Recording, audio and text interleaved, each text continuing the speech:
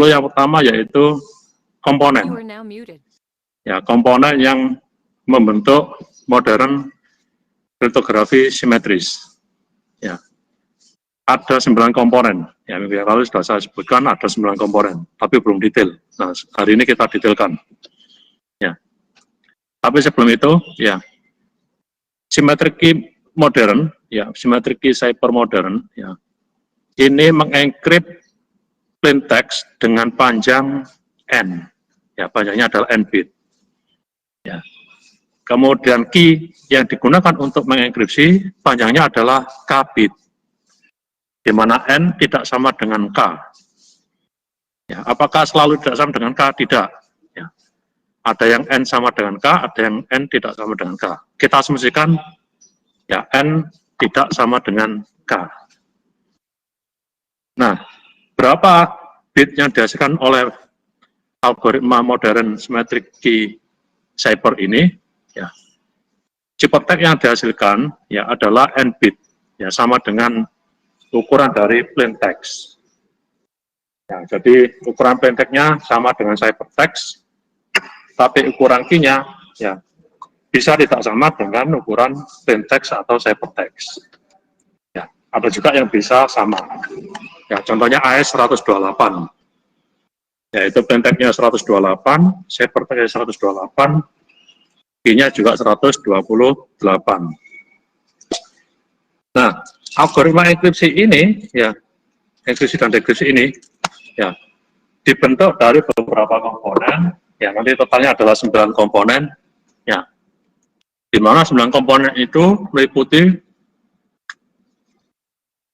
substitution, ya, substitution itu berarti pergantian nilai, ya, dari satu nilai ke nilai yang lain.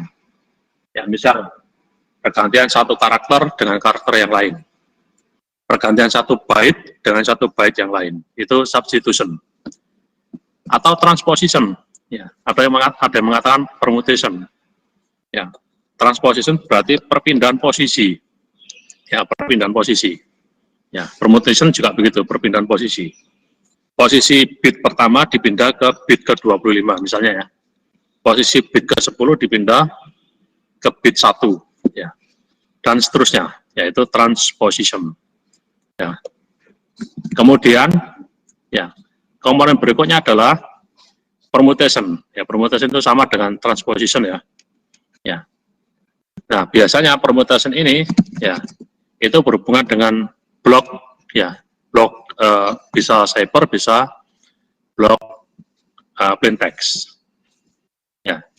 Jadi blok dari plain text ya, blok dari dari ciphertext ya.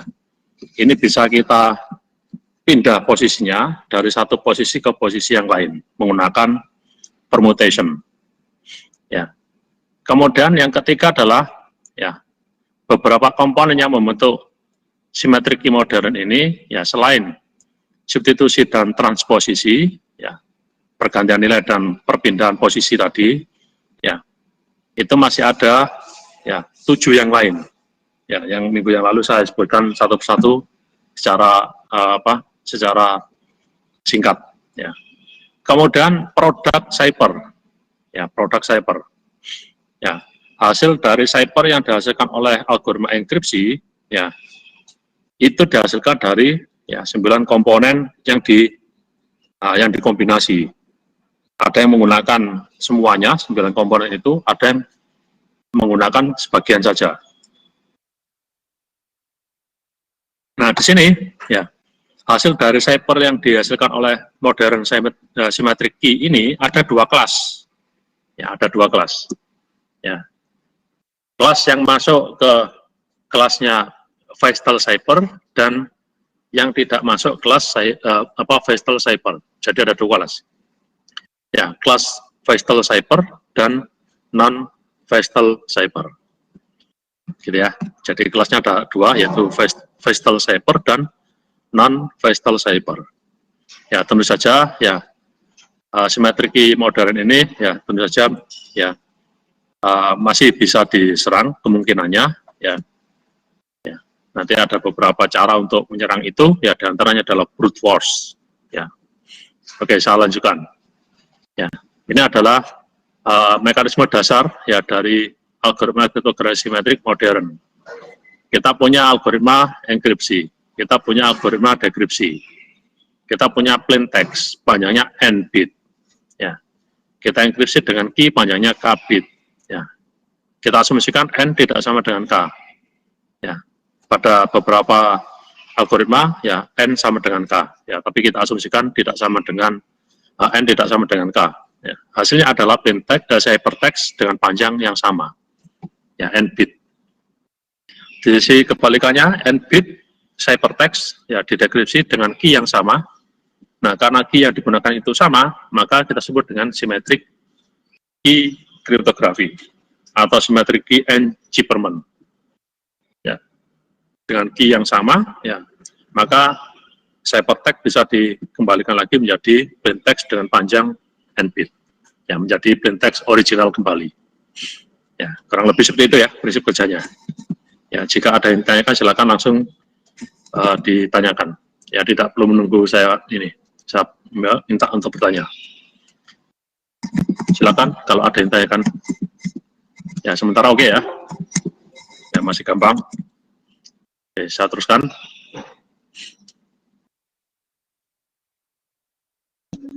Oke, berikutnya. Ya. Nah, bagaimana jika seandainya ya plain text itu panjangnya lebih dari n bit, ya, lebih dari n bit. Ya, di sini ada kasus ya, berapa banyaknya padding ya bit atau bit tambahan, ya, bit tambahan yang harus ditambahkan ke message ke plain text, ya, di mana plain text ini panjangnya adalah 100 karakter. Jika kita asumsikan satu karakter ini adalah 8 bit, ya ASCII, digunakan untuk enkripsi atau encoding, ya, maka hypertext yang dihasilkan dari blok, ya, hypertext ya yang dihasilkan dari blok encoding ini atau enkripsi ini adalah 64 bit, ya, atau algoritma enkripsi ini ya mampu memproses hanya 64 bit, padahal message-nya itu 100 karakter. Ya, maka solusinya adalah 100 karakter kita rubah dulu ke bit. Ya, jadi 100 karakter kita konversi dulu ke bit. Ya, jadi 100 saya kalikan dengan 8, ketemu 800 bit. Nah, 800 bit kan nggak bisa kita enkripsi langsung dengan encoding ini, karena dia hanya bisa mampu mengenkripsi maksimum 64 bit. Bagaimana 800 bit ini ya kita rubah menjadi blok-blok, ya, masing-masing blok itu ukurannya adalah 64. Ya. Kalau masing-masing blok itu ukurannya 64, maka ada berapa blok? 800 saya bagi dengan 64. Ya, kurang lebih ada berapa kira? Kurang lebih ada 13. Ya, ada 13 blok. Di mana blok yang terakhir, ya, itu tidak pas 64. Ya, tidak lengkap 64. Ya, blok yang terakhir itu panjangnya 32. Ya, panjangnya 32 bit. Ya, karena panjangnya 32 bit di blok yang terakhir, ya, maka harus kita tambahkan padding sebanyak ya 32 bit. Ya, jadi analoginya seperti ini. Ya, ini blok pertama 64 bit, blok kedua 64 bit, ya, dan seterusnya. Ya, sampai dengan blok yang ke 13. Ya. Nah, blok yang 13 ini ya sisanya adalah dari 800 tadi ya, sisanya cuma 32. Nah, supaya bisa diproses oleh algoritma enkripsi ini, ya, maka harus kita genapkan 64 bit. Ya, sehingga 32, ya, sisanya tadi, ya 32 bit sisanya, ya, ini saya tambahkan dengan 32 bit padding.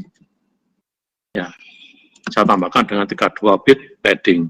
Ya, sekarang pas 64. Ya, sehingga blok 1, blok 2, sampai dengan blok 13, bisa kita enkripsi satu persatu. Ya, gitu ya kira-kira ya. Bisa dibayangkan ya. Ya, maksud dari kasus ini bisa dibayangkan? Oke. Oke, saya teruskan.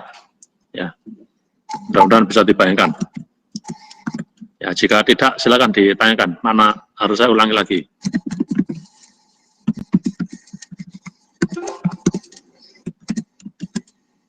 Oke, saya teruskan.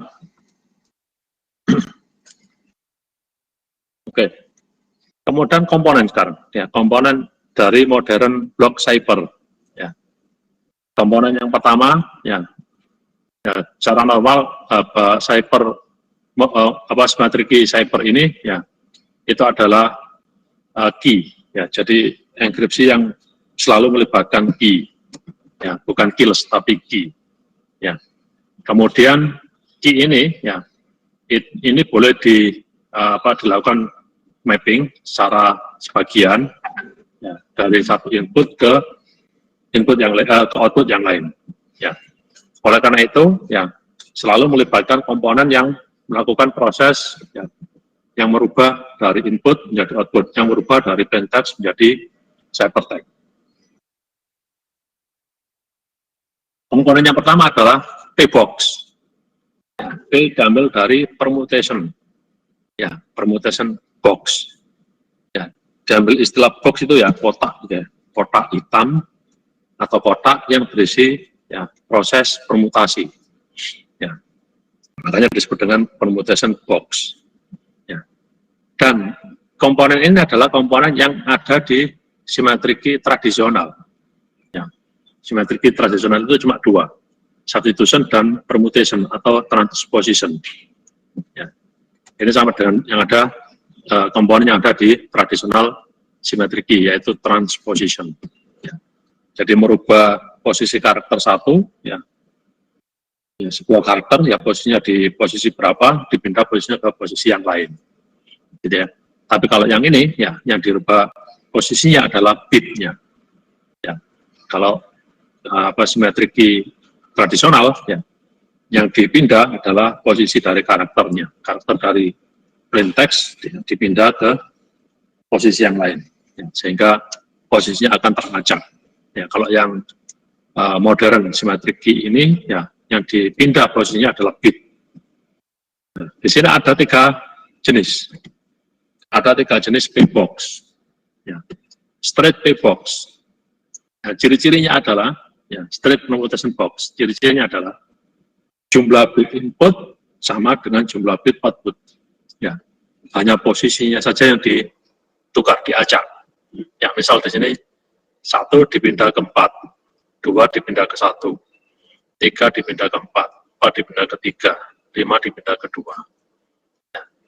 Nah, kalau seperti ini berarti, ya, kalau saya punya bit sebanyak 5, ya, 5 bit, ya, saya rubah menjadi output sebanyak 5 bit juga, ya, maka ada 5 faktorial kemungkinan, ya, perubahan dari bit 1 sampai 5 menjadi bit 1 sampai dengan 5 output yang berbeda posisinya. Ya. Jadi di sini, ya, kemungkinannya ada 5 faktorial. Ya, jadi kalau saya punya input sebanyak n bit, ya, output juga n bit, maka, ya, kemungkinannya adalah n faktorial. Ya, gitu ya. Itu jenis yang pertama, straight P-box. Ya. Jenis yang kedua adalah compression P-box. Ya, namanya saja kompresi. Ya, kompresi. Ya. Jumlah bit input pasti lebih banyak daripada jumlah bit output karena dikompres. Kalau dikompres berarti ada bit yang di input tidak digunakan. Ya. 2 dan 4 tidak digunakan. Yang digunakan hanya 1, 3, dan 5 saja untuk contoh ini. Nah, ini adalah salah satu dari sekian banyak kemungkinan, ya, dari compression P-box.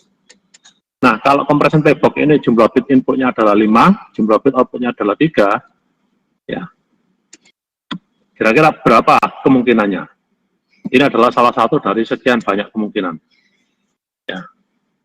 Berapa kemungkinannya kira-kira kalau untuk compression P-box ini? Apakah lebih banyak daripada straight P-box, ataukah lebih sedikit daripada straight P-box? Kira-kira. Ada yang bisa jawab? Mbak Lintang, Mbak Mirza? Lebih sedikit, yakin? Ya. Lebih sedikit? Kalau lebih sedikit, berapa kemungkinannya, Mbak Lintang?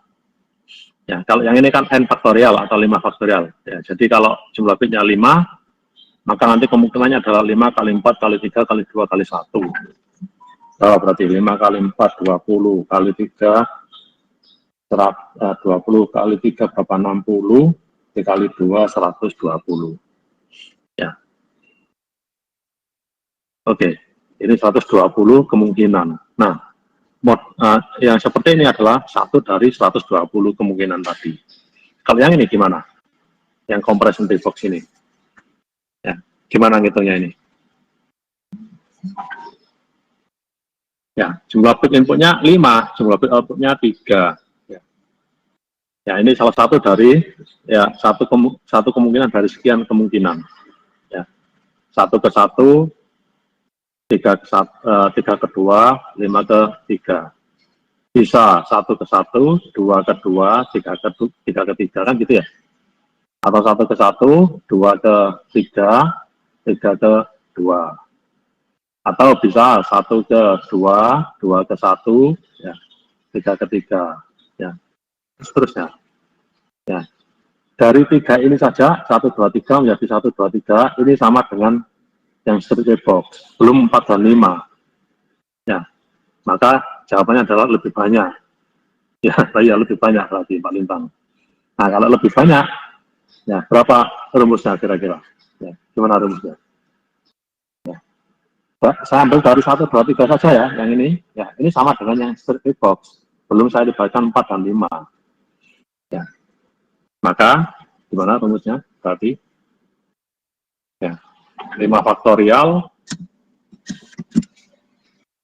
gimana? Mbak Mirza? Bisa menjawab? Mas Anton barangkali? Atau Mas Evan? Bisa menjawab? Ya, jadi ini adalah contoh dari satu kemungkinan dari sekian banyak kemungkinan. Ya, satu pola dari sekian banyak kemungkinan. Berarti berapa ini? 5 faktorial dikalikan, ya gitu ya, Mbak. 5 faktorial dikalikan dengan 5 min 3 faktorial. Seperti ini. Ya, jadi kemungkinannya, ya, 120 saya kalikan dengan 5 min 2. 5 min 3 berarti 2 faktorial. Ya, 120 kali 2. 240 kemungkinan. Ini adalah 1 dari 240 kemungkinan. Ini untuk compression P-box. Ya. Sekarang untuk expansion P-box. Ya, nanti silakan dicek ya kalau ada yang salah. Expansion P-box, kebalikannya compression P-box. Ya. Namanya aja expand. Jumlah bit input pasti lebih sedikit daripada jumlah bit output. Atau saya balik, jumlah bit outputnya pasti lebih banyak daripada jumlah bit input. Nah, kalau yang ini, apa rumusnya ini? Nah, yang ini. Nah, silakan saya bikin ini, saya bikin challenge, silakan dicek yang ini. Ya, saya sisakan satu, expansion P-box. Ya. Ya, jadi kalau yang tadi, kalau jumlah bit inputnya adalah N, jumlah bit outputnya adalah M, ya, yang compression tadi ya, maka ini bisa dihitung, ya, N faktorial dikalikan dengan N min M, ya, faktorial. Ya, N jumlah bit input, M jumlah bit output. Nah, kalau yang ini N jumlah bit inputnya sedikit, jumlah bit outputnya M lebih besar. Itu bagaimana? Jadi silakan diotak-atik, ya. Ini challenge. Ya, jadi ada 3 ya. Ya, straight P-box, compression P-box, dan expansion P-box. Ya, kalau kita lihat dari 3 jenis ini, ya, straight P-box, ya, dari output saya kembalikan lagi menjadi input, ya, gak ada masalah. 1 saya kembalikan 2, 2 saya kembalikan 5, 3 saya kembalikan ke 4, gak ada masalah.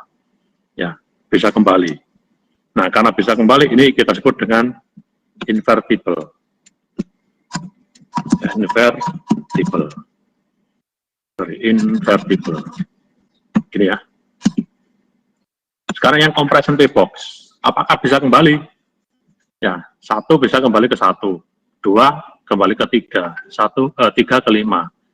Sedangkan 2 dan 4, ya dari mana? Nggak bisa kembali. Ya, 2 dan 4 nggak bisa kembali. Ya.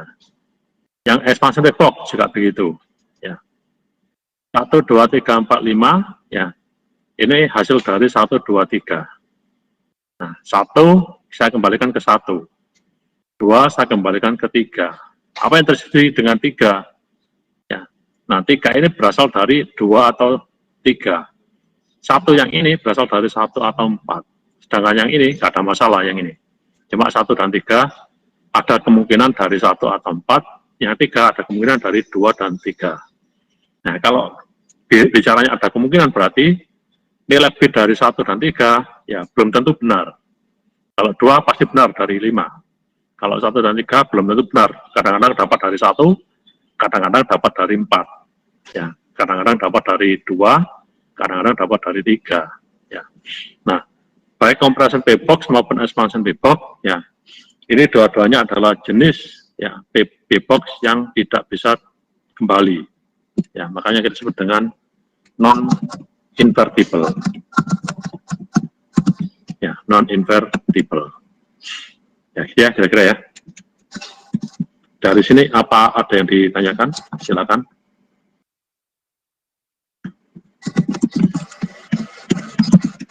Apakah ada pertanyaan di sini? Masih bisa diterima? Halo? Ada? Ya, saya teruskan. Ya, ini contoh yang tadi, ya. P-box, ya, yang straight, ya, straight P-box dengan ukuran 3x3. Jumlah bit inputnya 3, jumlah bit outputnya juga 3.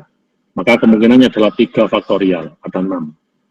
Ini kemungkinan yang pertama, kedua, ketiga, keempat, kelima, dan keenam. Ya, gitu ya. Ya, mana yang kita ambil? Ya, algoritma enkripsi itu ngambilnya adalah random. Ya, 1 dari 6 kemungkinan ambil, ya, secara random. Oke, ya, kalau yang expansion P-box, jumlah kemungkinannya lebih sedikit dari compression P-box. Ya, betul. Ya, jadi silakan dicek berapa lintang, ya, berapa apa rumusnya. Ya. Ya, betul ya, lebih sedikit kemungkinannya. Oke, ini sudah ya, yang ini ya, 3x3. Ya, P-box. Ya, ini contoh, ya, P-box 64x64. Ini adalah tabel expansion, tabel permutation box straight, ya, straight P-box 64x64. Ini adalah tabel outputnya. Ya, kalau 64x64 berarti jumlah bit inputnya adalah 64, outputnya juga 64. Ya, maka angkanya adalah angka 1 sampai 64. 1 itu adalah bit 1, ya, atau posisi 1, 64 adalah posisi ke-64. Ini adalah tabel outputnya. Ya, cara bacanya seperti ini. Ini adalah ya bit ke-58 dari input menjadi bit 1 output. Ya, jadi ini adalah outputnya, ya, tabel output. Ya, ini adalah posisi 1 dari output. Berasal dari mana? Dari input bit ke-58. Ini adalah output, ya, posisi kedua. Ya, berasal dari posisi 50 dari input. Ya, dan seterusnya. Ini adalah posisi ke-64 dari output, berasal dari ya, posisi 7 dari input. Ya. Nah, ini kalau kita lihat angkanya adalah 1 sampai 64. Munculnya 1, ya, 1 munculnya. Karena pas 64 dipindah posisinya ke 64 output. Ya. Jadi angkanya keluar 1-1. Ya. 1 keluar 1, 2 keluar 1, 3 keluar 1, sampai 64 juga keluar 1. Ya, 1 kali. Ya, ini kita sebut dengan 64x64 straight P-box. Contoh, ya. Desainlah sebuah tabel permutasi straight P-box, ukurannya adalah 8x8. Ya, kalau 8x8 berarti ya ada 8 faktorial kemungkinannya. Nah, gini. Ya, silakan dihitung. 8 kali 7 kali 6 kali 5 kali 4 kali 3 kali 2 kali 1. Ya, sekian banyak kemungkinan. Nah, dari sekian banyak kemungkinan itu, ya, skenario ini adalah ya salah satu dari sekian ini.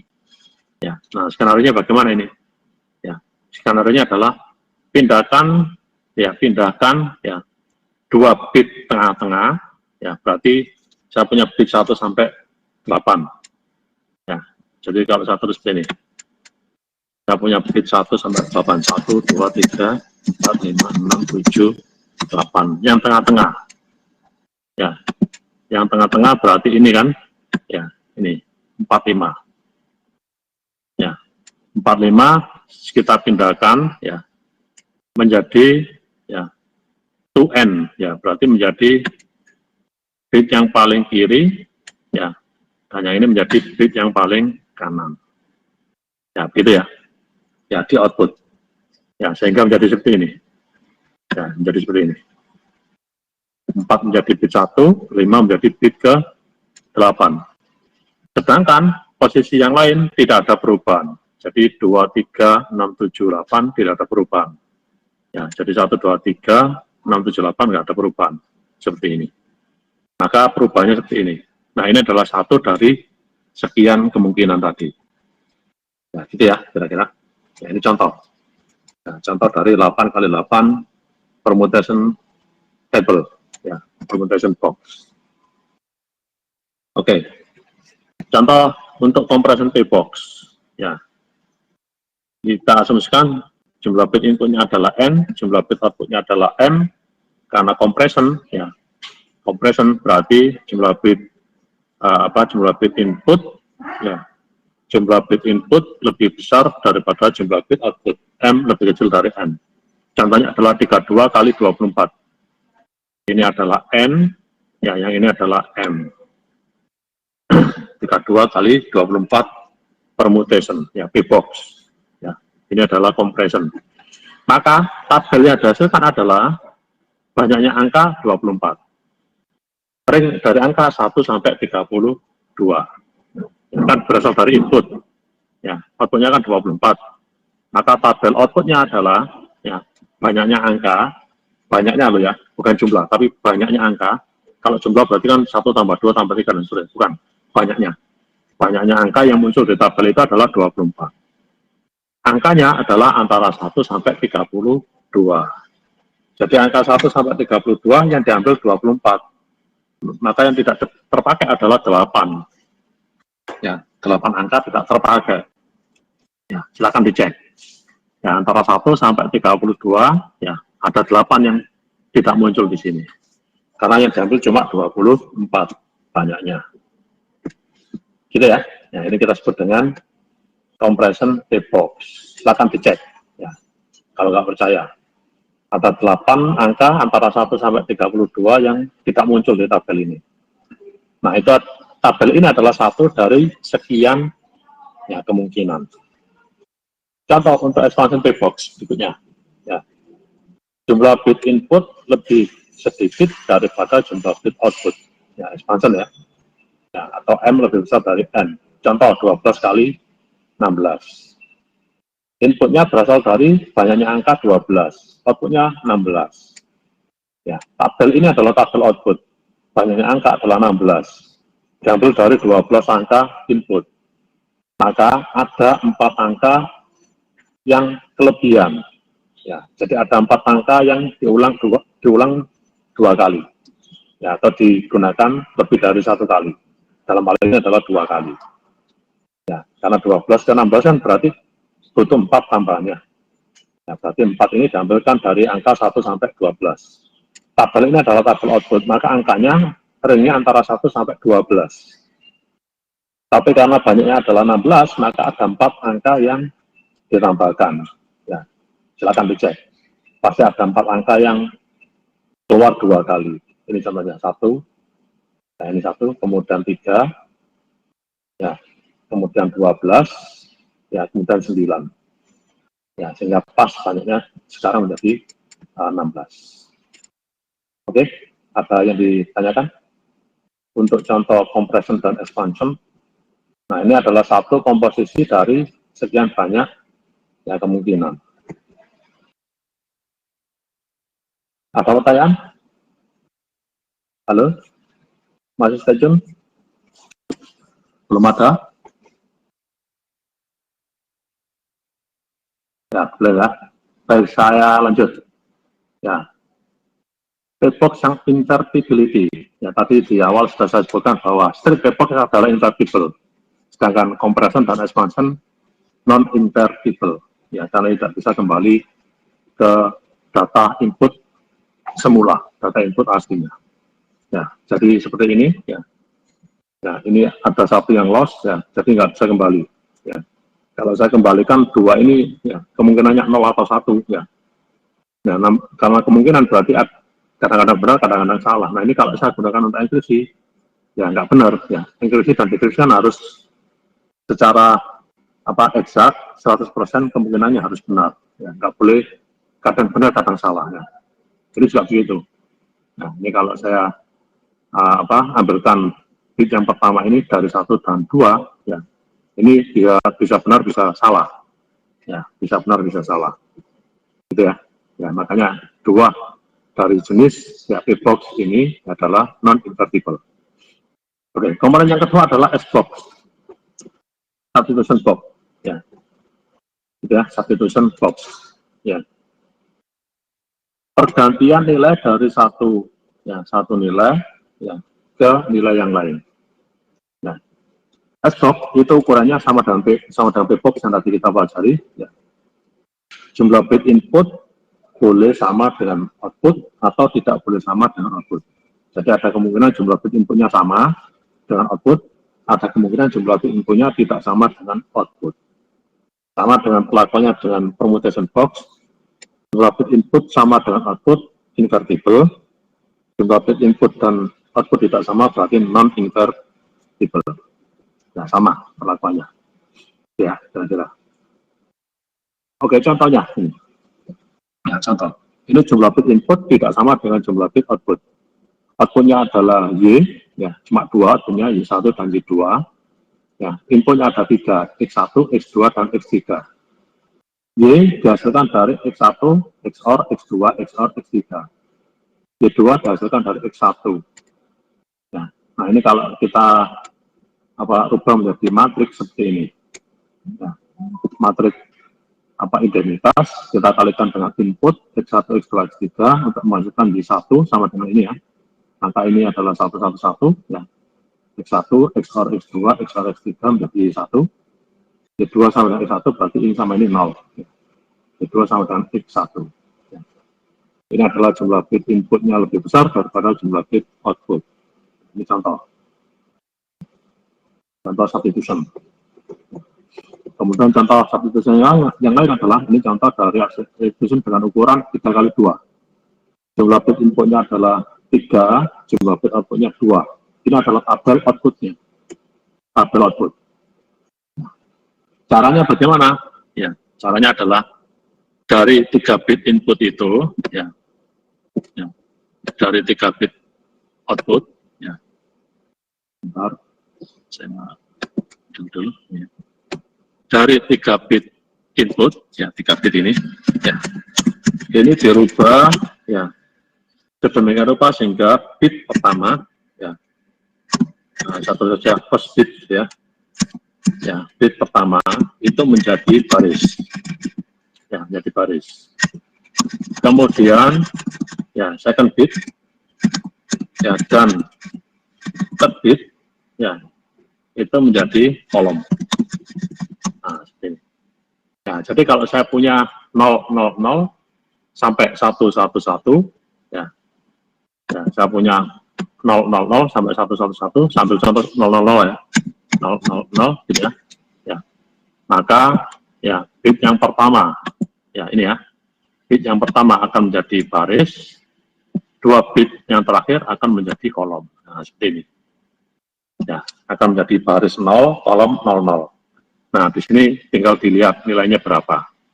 Nah, karena outputnya adalah 2 bit seperti ini, ya, maka di kotak yang warna putih ini, ya, komposisinya adalah 2 bit 00 sampai 11.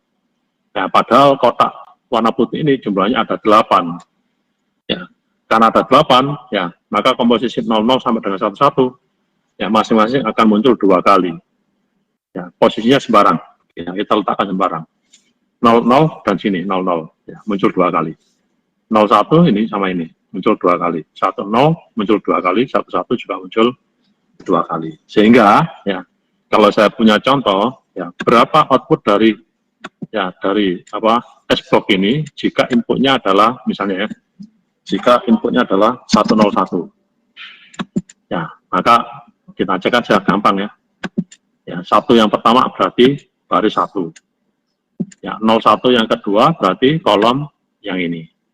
Maka hasilnya adalah ini, 00. Nah, gitu. Hasilnya adalah 00. Nah, sekarang kalau saya kembalikan.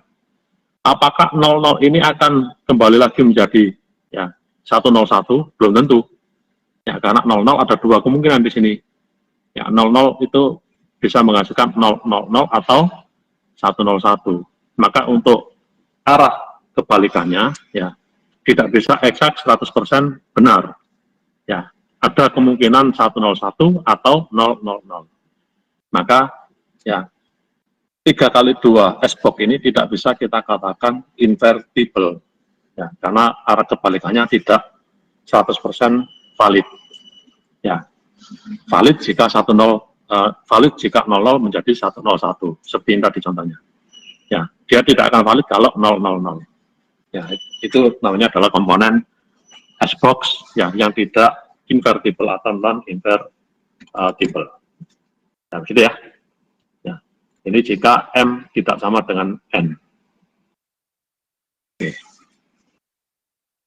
Nah, ini kalau kita hitung ya, misalnya ya S-box dengan ukuran 3 kali 3. Kalau yang tadi kan 3 kali 2 yang ini ya. Nah, sekarang kalau 3 kali 3 ya. Kalau 3 kali 3 berarti ya inputnya adalah 3 bit, outputnya juga 3 bit ya. Bit yang pertama menjadi baris 0 atau 1, 2 bit yang terakhir menjadi kolom. Akan tercipta 8 kotak warna putih. Total ada 8. Ya, karena outputnya adalah 3 bit maka pas. Ya. 000 sampai 111 pas menempati ya masing-masing satu posisi di kotak warna putih ini. Ya, jadi 0000 sampai dengan 111 pas. Nah, kalau sambil contoh ya, jika inputnya adalah, saya ambil contoh aja, tidak pakai yang ini ya. Ambil contoh langsung aja sini. Jika saya punya input 110 ya, maka outputnya adalah baris pertama 1 ya. Kemudian kolom 10 yang ini. Outputnya adalah 001. Ini kan. Nah, 001. Karena kita kembalikan. Nah, kalau kita kembalikan, kita deduksi, ya, kita pakai tabel yang kanan. Ya. Berarti 001, ya, 0-nya di sini, kemudian 01-nya di sini. Kembali lagi menjadi 1, 0. Exact. 100%, ya, kemungkinannya benar.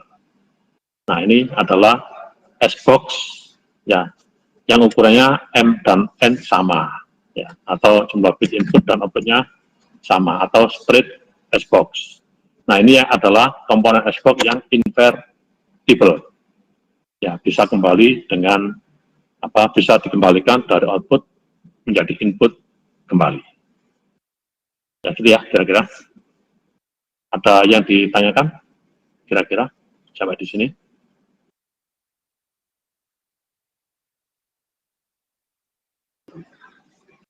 Bagaimana? Ada yang ditanyakan? Belum? Mas Anton, Mas Ivan, apakah ada yang ditanyakan? Belum ada? Oke, saya teruskan. Ya. Komponen yang ketiga adalah exclusive OR. Ya. Exclusive OR. Dari komponen yang pertama sudah B-box, komponen yang kedua adalah S-box, komponen yang ketiga adalah exclusive OR, XOR. Ya. Persyaratan untuk bit yang bisa kita lakukan proses XOR adalah ya 2 bit yang kita XOR itu ukurannya harus sama. Contohnya ini, X kalau saya XOR dengan K, maka ukuran X dan K harus sama. Baru bisa menghasilkan Y. Kalau di sini 8 bit, maka K juga harus 8 bit. Kalau di sini 1000 bit, maka K juga harus 1000 bit. Ya, tidak boleh pincang, ya, tidak boleh nggak sama. Kalau nggak sama, nggak ada lawannya, nggak ada pasangannya untuk kita XOR. Ya, jadi ukurannya harus sama untuk menghasilkan Y.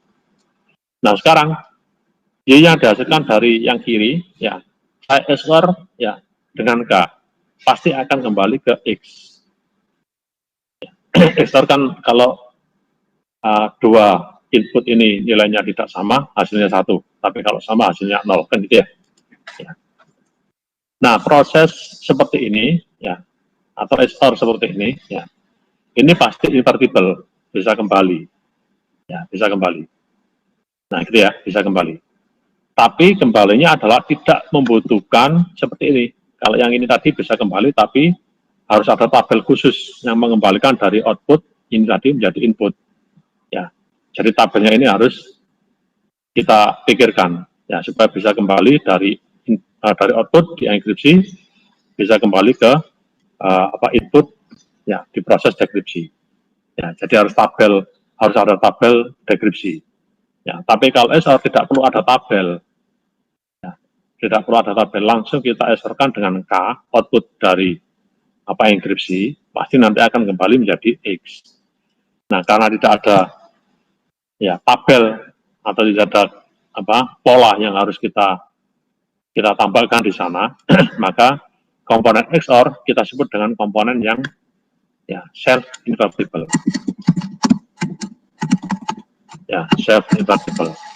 Bisa kembali dengan sendirinya tanpa ada bantuan ya tabel ya atau pola yang harus disiapkan terlebih dulu. Kalau yang ini tadi kan harus ada pola ya, tabel enkripsi, tabel dekripsi, ya harus ada tabel membantunya untuk ya merubah kembali output menjadi input. Kalau XOR tidak perlu, ya outputnya Y langsung kita XOR kembali dengan K, ya langsung kembali. Nah, ini kita sebut dengan self-invertible. Oke. Kita teruskan. Komponen yang ketiga. Komponen yang keempat. Circular shift.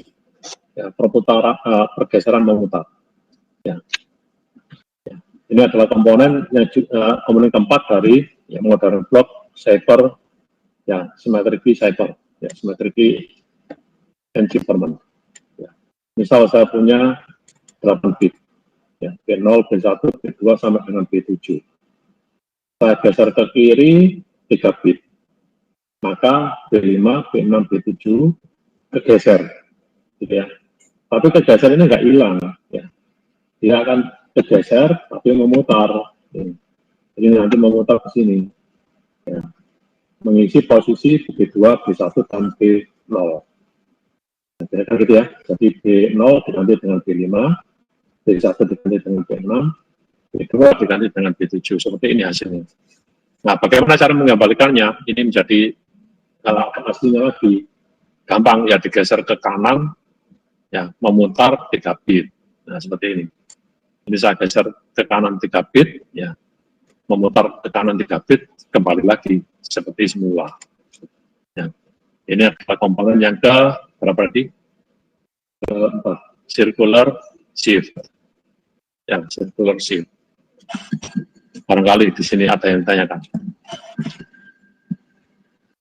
Masih gampang ya?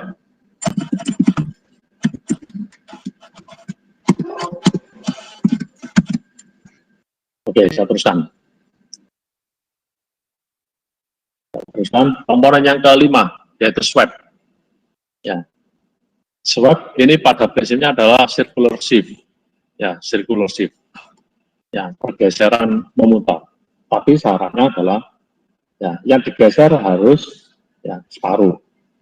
Ya, kalau separuh berarti ukuran dari bit yang di swap harus genap. Ya, tidak boleh ganjil, harus genap. Ya, jadi harus genap. Ya, yang digeser separuh. Ya, makanya di sini ya angka pergeserannya adalah n/2. N adalah jumlah bit dari blok ya yang di swap. Ya, harus separuh. Di sini ada 8, ya. Maka saya bagi 2, ya. Saya bagi 2, ya. Membentuk 2 blok sekarang. B0 sampai dengan B3, B4 sampai dengan B7. Kemudian kita swap, kita tukar posisinya. Ya. Sekarang posisinya tertukar, B0 sampai dengan B3 tertukar dengan B4 sampai dengan B7. Ya, di swap ya. Nah, untuk dekripsinya, ya, tinggal dibalik. Ya. Yang kiri, satu blok kiri dan satu blok yang kanan, tinggal dibalik lagi. Ya, nanti akan kembali menjadi seperti ini. Ya. swap merupakan circular sweep, tapi circular sweep belum tentu swap. Ya, karena swap itu selalu dibagi dua. Kalau circular sweep belum tentu dibagi dua. Ya, boleh seperti ini tadi. Ya. 3, 5 atau 5, 3 atau 1, 6, ya, 1, 7 dan seterusnya. Tapi konsep selalu ya, dibagi dua. Ya, baru bisa ditukar posisinya. Ini komponen yang ke-5, ya, slide. Oke. Komponen berikutnya adalah komponen yang ke-6, split and combine. Ya, split and combine. Nah, apa bedanya dengan swap? Ya. Sebetulnya swap ini adalah ya sebetulnya split and combine ini ya, sebetulnya swap adalah contoh dari split and combine ya, tapi split dan combine-nya harus ya separuh ya, dibagi dua ya, sehingga ukuran dari B-nya harus genap ya. Ini contoh dari ya split and combine. Ini 8 bisa bagi dua ya, kebetulan 4 ya, saya pisahkan gitu ya, saya pisahkan ya. Kalau pisahkan berarti split. Apakah harus selalu separuh? Ya, tidak. Boleh 3 dan 5 atau 2 dan 2 dan 6 atau 1 dan 7 ya, atau 5, 3 ya, atau 6, 2 dan seterusnya. Ya, yang jelas adalah ya dari 8 kita split menjadi 2 ya. Dengan catatan tidak harus rata, tidak harus sama ya splitnya. Nah, ini contoh dari split yang dibagi 2 ya. Kemudian suatu ketika kita membutuhkan proses untuk penggabungan kembali ya 2 blok bit yang tadi kita split. Nah, jadi suatu ketika ya ini kita butuh combine kembali. Nah, kita gabungkan kembali.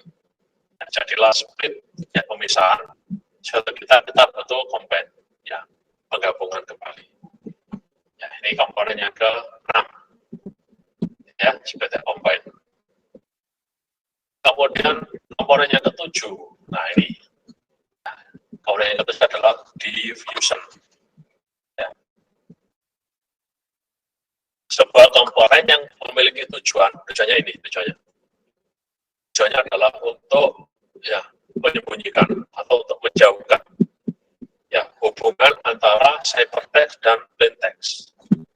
Ya, kenapa harus dijauhkan hubungannya? Kenapa harus disembunyikan hubungannya? Supaya sulit untuk ditemukan ya polanya. Ya, supaya tidak mudah untuk ditemukan polanya. Kalau mudah untuk ditemukan polanya, ya maka dengan mudah kalau seseorang memiliki ciphertext, ya maka dengan mudah bisa mendapatkan plaintext-nya. Nah, bagaimana caranya untuk menyembunyikan hubungan ini? Ya, caranya adalah ya masing-masing atau setiap ciphertext, ya digit ciphertext, ya itu berasal dari sebanyak mungkin digit dari plaintext. Misal satu digit ciphertext itu berasal dari 10 digit dari plaintext. Kalau satu digit ciphertext berasal dari 1 digit plaintext, mudah kita cari hubungannya. Tapi kalau satu digit ciphertext berasal dari 10 atau bahkan 100, ya itu akan sulit sekali untuk kita cari hubungan antara satu digit di ciphertext dengan satu digit di plaintext. Ya, jadi di sini ya tujuan dari diffusion ini ya diusahakan ya setiap digit dari ciphertext itu berasal dari sebanyak mungkin ya digit dari plaintext. Atau dengan kata lain ya secara struktur statistik ya plaintext ya ini memiliki jarak secara statistik yang sejauh mungkin dengan ciphertext. Ya, contohnya seperti ini. Ya, saya punya input, ya, inputnya adalah M1, M2 sampai dengan M/N, gitu ya. Nah, input M1 sampai dengan N ini, ya, ini saya generate atau saya hitung untuk mendapatkan masing-masing satu digit dari output, ya, dari ciphertext. Jadi Y1, Y2 dan seterusnya adalah ciphertext. Kita ambil contoh di sini. Ya, misalnya M1, M2, M3 dan seterusnya ya. Ya, M1, M2, M3 ini alfabet dari A sampai dengan Z. Ya, A itu angkanya adalah 0, Z angkanya 25. Ya, berarti 0 sampai 25. Total banyaknya bilangannya adalah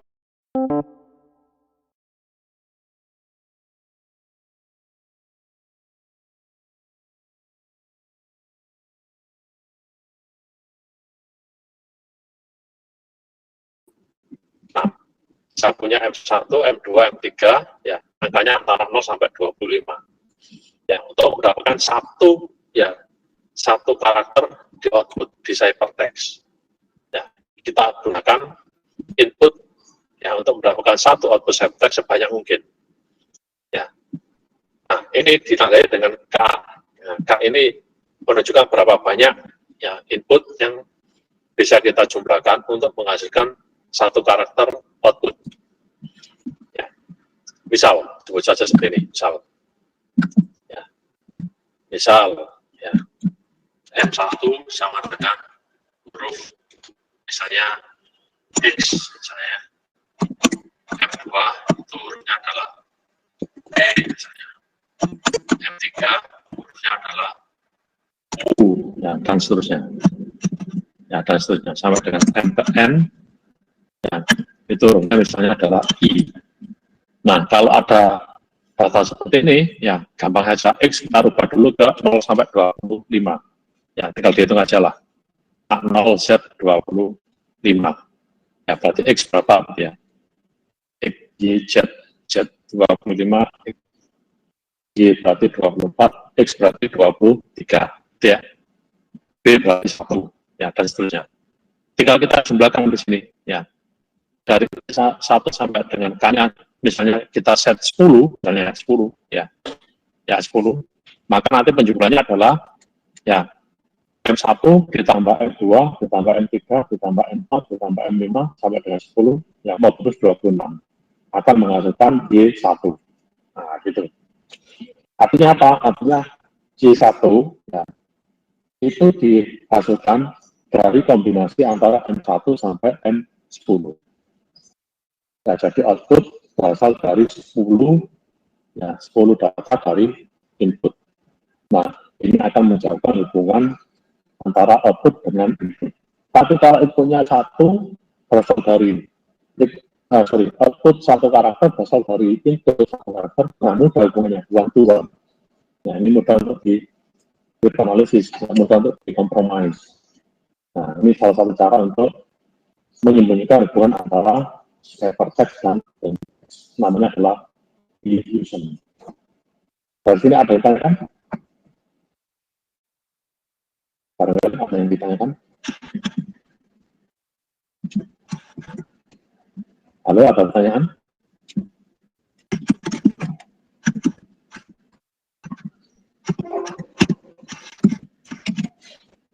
Ada? Cukup? Oke, saya teruskan. Komponen yang ke-7 ini. Komponen yang ke-8.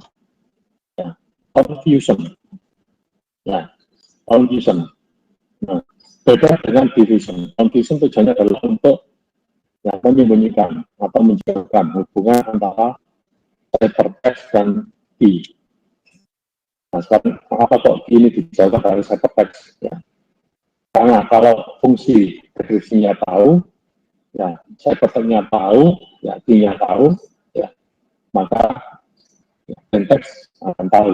Ya, karena dengan memasukkan key dan ciphertext di algoritma deskripsi, ya maka output-nya adalah syntax. Nah, untuk menyembunyikan hubungan antara key dan ciphertext ini, ya ini ada teknik yang digunakan untuk itu, yaitu dengan cara substitusi secara linear. Nanti ada contohnya. Ya, ada substitusi secara linear. Ini contohnya. Pergantian nilai secara linear. Ya, ini contohnya. Nah, jadi substitusi secara linear ini, ya, atau komponen confusion ini adalah komponen yang mengkombinasikan ya 7 komponen yang sebelumnya tadi kita bahas. Ya, 7 komponen yang tadi kita bahas. Ada P-box, ada S-box, ada XOR, kemudian ada swap, ya, ada circular shift, ada split and combine, ya, ada diffusion. Nah, bagaimana caranya kita kombinasi? Ini contohnya. Ya, saya punya plaintext, ya, panjangnya 8 bit, saya XOR dengan key. Ya, key di bit ke-8.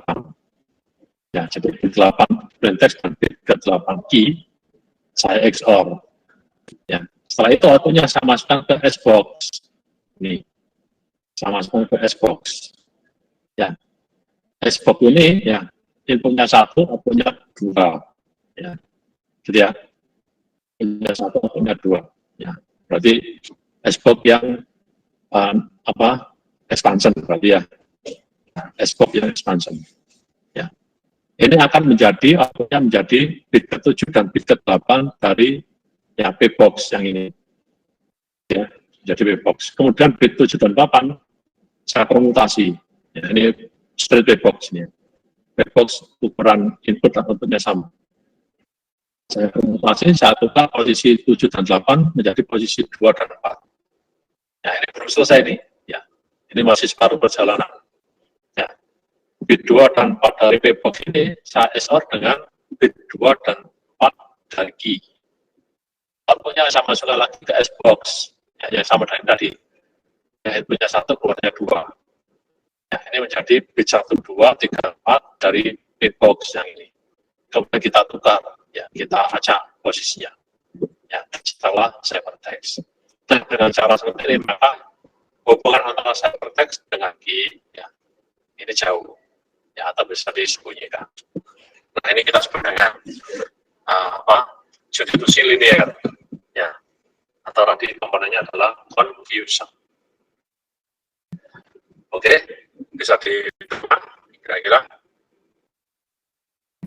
bisa ya? Apakah bisa diterima?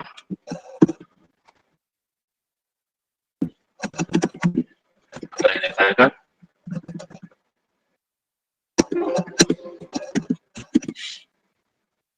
Saya teruskan. Ya, confusion sudah, komponen ke-8, komponen yang terakhir, komponen ke-9, ya, yaitu route, iterasi atau looping. Ya. Diffusion confusion, ya, itu dapat kita kombinasi, ya, kita gunakan bersama-sama, ya, sehingga menghasilkan menyembunyikan hubungan antara 3 hal penting di kriptografi simetrik: plaintext, key, dan ciphertext. Ya, 3 hal itu kita sembunyikan hubungannya. Ya, dengan cara apa? Kombinasi antara diffusion dan confusion. Nah, kombinasi antara diffusion dan confusion kalau kita ulang sekian kali, ya, kita ulang sekian kali, kita iterasi, kita loop, ya, kita looping, ya, itu akan menyembunyikan hubungan semakin jauh antara key, plaintext, dan ciphertext. Jadi 3 hal yang penting di simetrik itu hubungannya semakin jauh, ya, ketika kita iterasi berulang kali sebanyak mungkin. Tapi jangan lupa ada konsekuensinya.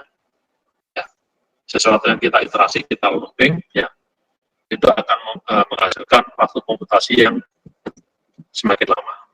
Ya, gitu ya. Ya, total ada 9. Nah, ini contohnya. Ya, ini ada kombinasi antara confusion dan diffusion. Ya, dan di dalamnya menggunakan komponen P-box, S-box, ya, kemudian swap, circular shift, ya, XOR, ya, split and combine, ya, dan seterusnya. Apakah semuanya harus dipakai? Tidak. Ya, apakah 9 komponen itu selalu ada? Ya, ada yang menggunakan semuanya, ada semuanya, ada yang tidak semuanya. Ya, ini sampel contoh 8 bit plaintext. Ya, kemudian kita XOR, kita XOR dengan K, ya, dengan K1. Nah, berarti K1 panjangnya juga 8 bit. Setelah kita XOR, outputnya adalah kita masukkan ke S-box, ada 4. Ya, S-box, 1 sampai dengan S-box 4.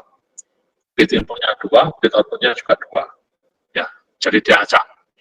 Bit input 2, ya 2 bit, jadi 2 bit output acak hasil masing-masing S-box 1 sampai 4 ya, kita acak melalui straight bit box ya. Ini satu iterasi gitu ya, satu iterasi. Ini akan menghasilkan di sini ya, akan menghasilkan hubungan antara plain text, key, dan ciphertext jauh. Dan semakin jauh, ya semakin jauh lagi karena kita iterasi 2 kali. Nah, ini prosesnya sama, kita ulang 2 kali. Ya, hasilnya yang ini. Maka ciphertext yang dihasilkan dari iterasi ini 2 round, ya, itu akan semakin menjauhkan hubungan antara ciphertext, key, dan plain text. Ya, ini yang kita sebut dengan round. Ya, gitu ya. Oke. Berikutnya, saya teruskan. Ya. Nah, di antara penggunaan dari 9 komponen tadi saya katakan bisa digunakan semuanya atau hanya dipilih beberapa dari 9 komponen itu. Ya, dari penggunaan 9 komponen itu, ya, seseorang namanya Feistel, ya, meneliti, ya, diteliti oleh Feistel, ya, untuk menggunakan 9 komponen itu menghasilkan algoritma enkripsi maupun dekripsi, ya, yang algoritmanya diklasifikasikan menjadi 2 kelas, ya, kelas Feistel cipher dan kelas non-Feistel cipher. Ya, yang dikatakan sebagai masuk algoritma enkripsi masuk ke kelas Feistel cipher jika menggunakan komponen-komponen yang ini, self-invertible, invertible, dan non-invertible. Self-invertible adalah XOR. Ya, ini contohnya tadi ya. Ini XOR contohnya. Invertible contohnya tadi adalah straight bit box. Ya, straight bit box. Straight ya, bit box. Ya. Jadi ya, satu S-box. Ya, S-bit box. Ya, straight bit box. Ya. Ya, contohnya tadi invertible. Ya. Atau S-box yang jumlah bit input dan outputnya sama. Ya. Dan juga yang non-invertible, berarti compression S-box, compression T-box, expansion T-box, atau S-box yang jumlah bit input dan outputnya tidak sama, ya, itu juga masuk non-invertible. Jadi semuanya berarti ya, 9 komponen yang ada yang kita pelajari tadi adalah kalau digunakan, ya, itu masuk ke kategori Feistel cipher. Ya, masuk ke kategori Feistel cipher. Sedangkan algoritma enkripsi yang tidak masuk ke kategori Feistel cipher adalah masuk ke kelas non-Feistel cipher. Nah, Feistel cipher ini ada 3 desain.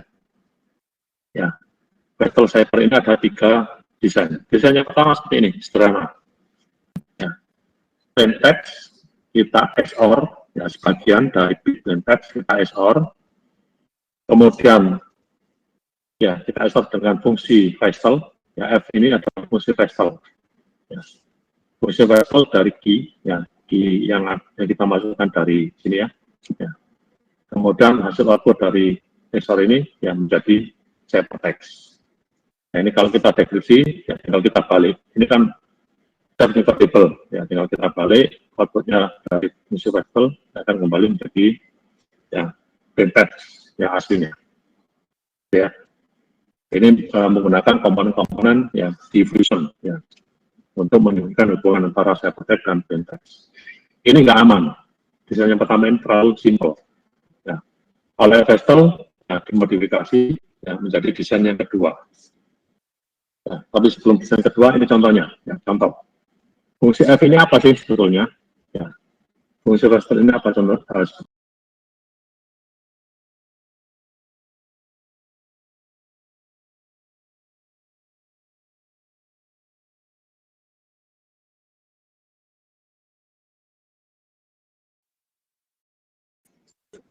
Kemudian ya fungsi Feistel yang kita gunakan untuk ya, ini ya, contohnya ya.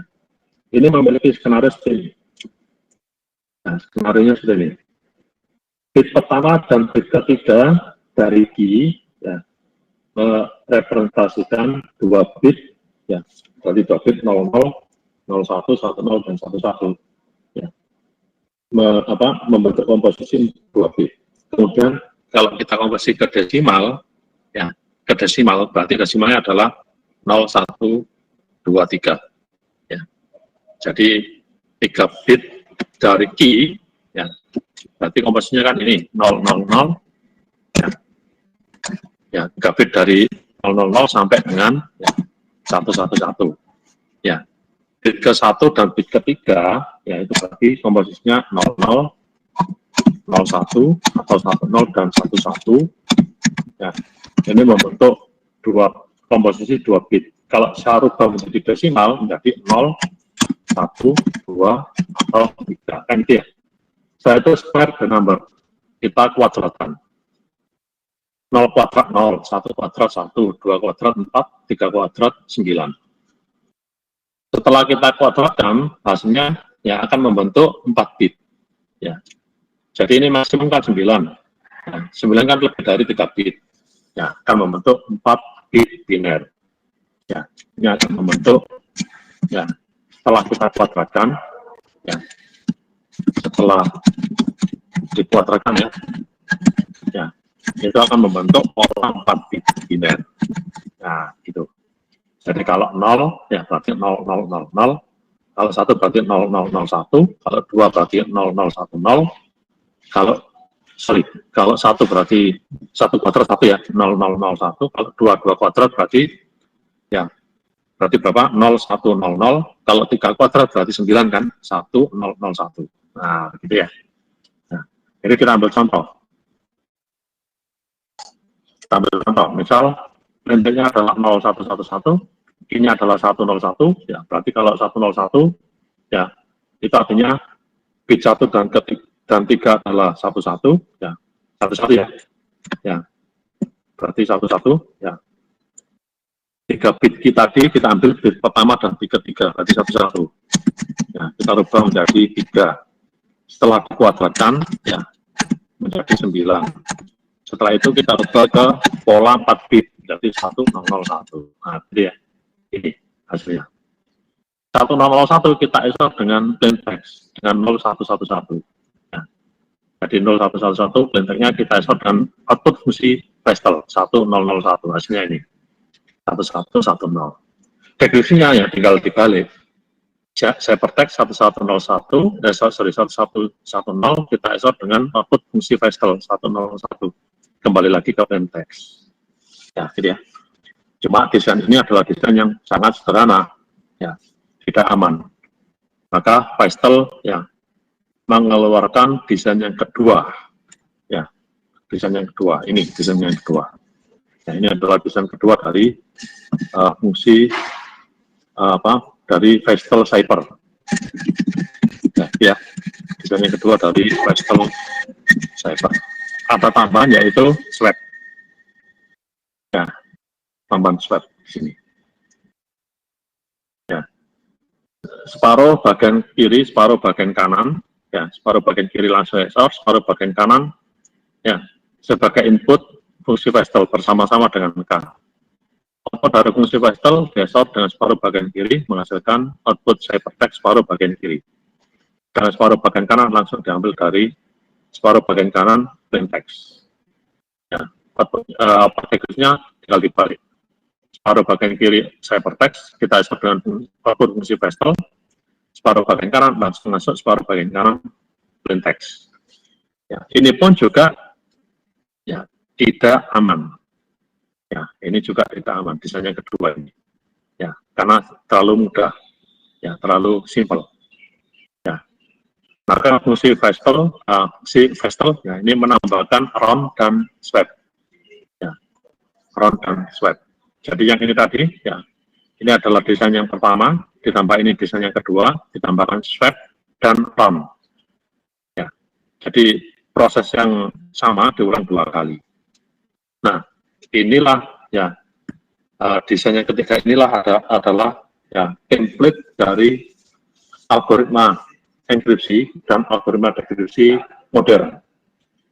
Ya, contoh yang mengikuti ya kelas fungsi Pastel ini, kelas Pastel Cyber ini adalah DES. Ya, DES. Ya, Data Encryption Standard. Git Encryption Standard Build, minggu depan kita bahas. Ya. Nah, sekarang yang untuk desain yang ketiga ini menjadi ya template dasar atau referensi ya dari algoritma kriptografi simetrik key modern ya ketika ya ingin ya ketika ingin atau membuat sebuah algoritma baru ya yang mengikuti ya aturan main dari kelas fungsi Feistel atau Feistel Cipher. Nah, itu nanti akan masuk ke kategori Feistel Cipher. Ya, contohnya itu adalah DS. Ya, jadi ini adalah desain yang pertama. Ditambah, desain yang kedua ya. Desain yang kedua ditambah dengan sweat, kemudian diulang 2 kali. Ya, diulang 2 kali. Ya, menghasilkan desain yang ketiga, dan desain yang ketiga ini ya yang paling di fungsi Feistel ini adalah Feistel Cipher ini adalah yang paling kuat, yang paling aman, dan sepakat semua orang menggunakannya sebagai template atau referensi atau rujukan. Ya, ketika mereka ketika mereka mendesain sebuah algoritma enkripsi atau dekripsi simetrik yang baru. Tapi ya, barangkali dari sini ada yang ditanyakan.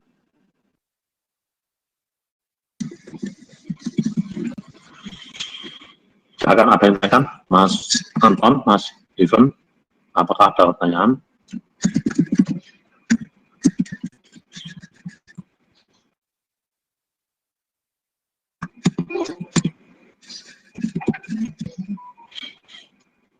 Belum ya? Oke, saya teruskan. Ya, saya teruskan. Oke, yang kedua adalah kelas non-Feistel Cipher. Ya, kelas non-Feistel Cipher. Ya. Nah, non-Feistel Cipher ini bagaimana? Apa bedanya dengan Feistel Cipher? Ya, Feistel Cipher tadi dikatakan bahwa ya algoritma kriptografi yang mengikuti ya Feistel Cipher jika komponen-komponennya yang terlibat adalah invertible, self-invertible, dan non-invertible. Nah, kalau yang non-Feistel Cipher ya hanya melibatkan komponen yang invertible saja. Jadi ini hanya komponen yang invertible saja. Jadi yang non-invertible ya tidak termasuk. Ya, jadi invertible saja. Invertible saja ini ya include self-invertible. Self-invertible itu pasti invertible. Ya. Jadi non-Feistel Cipher itu hanya melibatkan komponen invertible saja. Contohnya adalah AES, ya, Advanced Encryption Standard. Itu hanya menggunakan komponen-komponen yang invertible saja. Ya, sehingga AES ini ya, dikategorikan sebagai kelas non-Feistel Cipher. Kalau DS ya dikategorikan sebagai algoritma kriptografi simetrik key, ya standarnya adalah Feistel Cipher. Itu. Apakah ada yang ditanyakan kira-kira? Oke. Silakan ditanyakan. Belum ada ya, gampang ya. Ya. Kemudian yang terakhir adalah stream cipher. Ya. Sebuah proses untuk merubah plain text menjadi ciphertext ya untuk kondisi data stream. Ya, data yang mengalir terus-menerus. Ya. Contohnya apa data mengalir ini? Data yang melalui traffic network, traffic jaringan apapun. Jaringan komputer, jaringan IoT, ya, jaringan wireless, ya, jaringan yang melalui LoRa, ya, jaringan yang melalui Bluetooth, ya, dan seterusnya. Ya, itu adalah data yang stream, data yang mengalir terus-menerus. Ya, misal datanya seperti ini, ya, P1, P2, P3, P sama dengan Pn. Ya. Maka data ini harus kita enkripsi dengan K yang jumlahnya harus sama, K1 sama dengan Kn. Ya. Akan menghasilkan ciphertext C1 sampai dengan Cn. Nah, ada dua macam ya proses enkripsi atau dekripsi dari stream cipher ini, sinkron dan tidak sinkron. ya, sinkron dan non-sinkron. Sinkron itu berarti, ya, bagaimana caranya kita menyinkronkan, begitu ya, posisinya ada di P1, maka K-nya juga harus K1. Sehingga outputnya adalah C1. Nah, ini berarti sinkron. Begitu posisinya di P2, maka K-nya juga harus di K2. Maka outputnya adalah C2. Nah, itu berarti kita butuh timing. Nah, timing di sisi pengirim dan timing di sisi penerima harus sinkron. Harus bareng. Posisinya di P1, maka di penerima juga di C1. Gitu ya. Dan seterusnya. Ya, berarti butuh sesuatu yang harus digunakan untuk sinkronisasi antara dua entitas.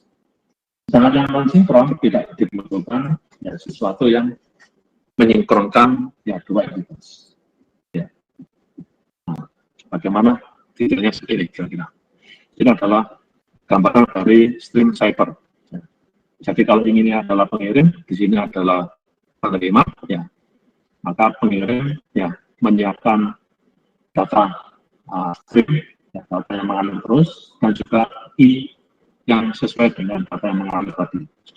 Ya, kalau ada jumlah N, ya, dan X, maka harus disiapkan NI.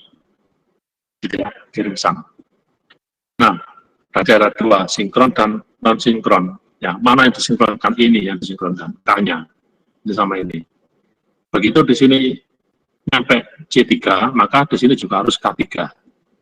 Ya, pada waktu di sini P6, maka di sini juga harus K6, di sini P6. Maka yang keluar di sini juga harus C6. C6 di sini K6, maka outputnya adalah P6. Ya, yang sinkron dan non-sinkron tadi. Dan untuk yang non-sinkron tidak butuh proses sinkronisasi ya, antara pengirim dan penerima. Ini contoh dari sinkron. Nah, butuh apa? Butuh satu kanal khusus. Butuh satu kanal khusus untuk proses sinkronisasi. Jadi ini adalah kanal yang digunakan untuk komunikasi internet misalnya. Ya. Maka untuk proses sinkronisasi kita harus menggunakan kanal yang lain.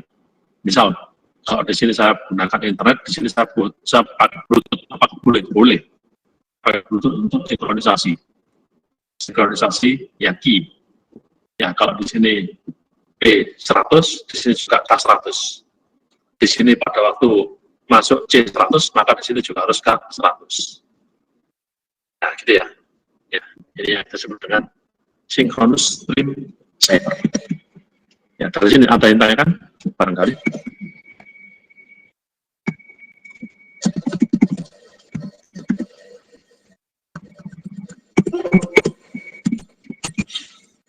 Belum ada ya?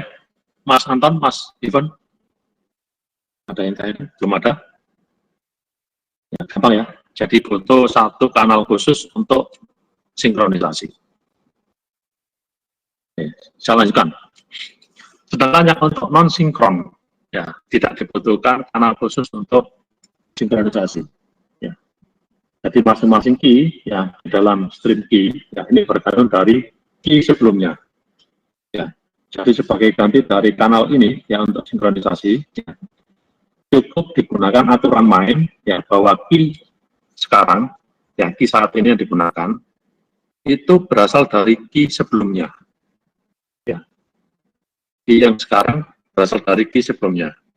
Key sebelumnya berasal dari key sebelumnya lagi. Ya. Key sebelumnya berasal dari key sebelumnya lagi. Sampai dengan yang terakhir, ya, berasal dari key yang pertama, key inisial. Ya, key awal. Ya. Contohnya seperti ini tadi, ya, pengajarannya. Ya, misalnya seperti ini ya. Kalau saya punya, ya, misalnya begini.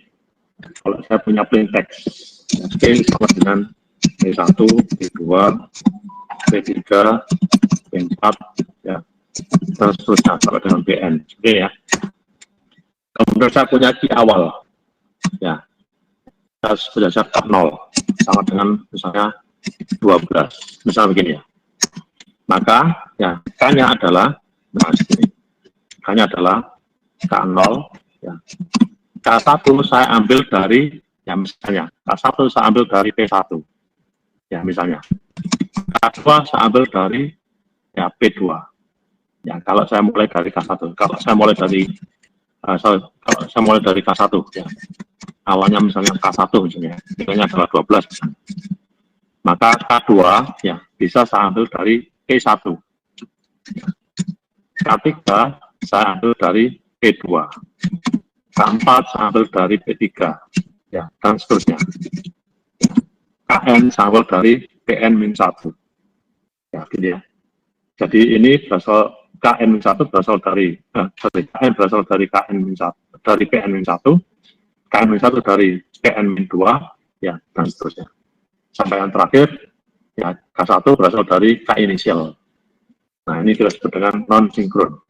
Ya, jadi dengan cara seperti itu kita tidak butuh ini. Ya, tidak butuh kanal khusus untuk sinkronisasi antara K di sisi pengirim dan K di sisi penerima. Ya.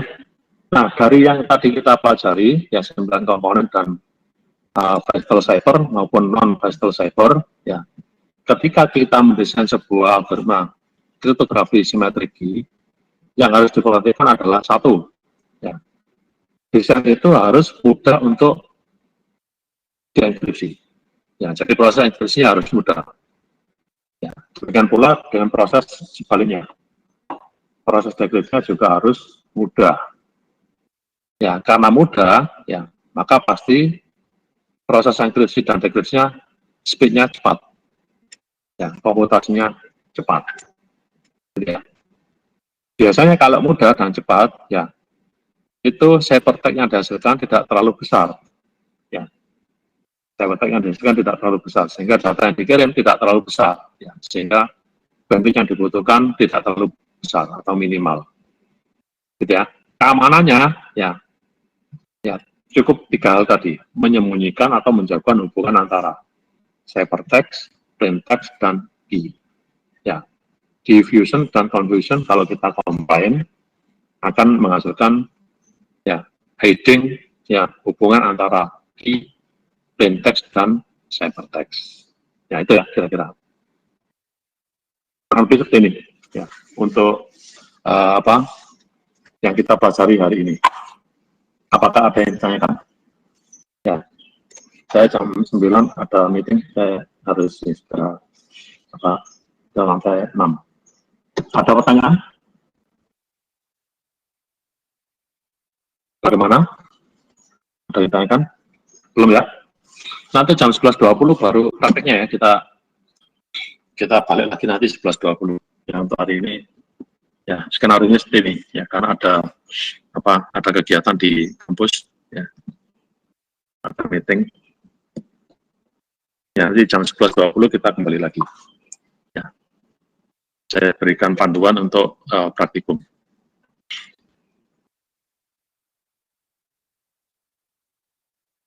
Oh iya dah, terus jam berapa tidak ada mata kuliah lagi?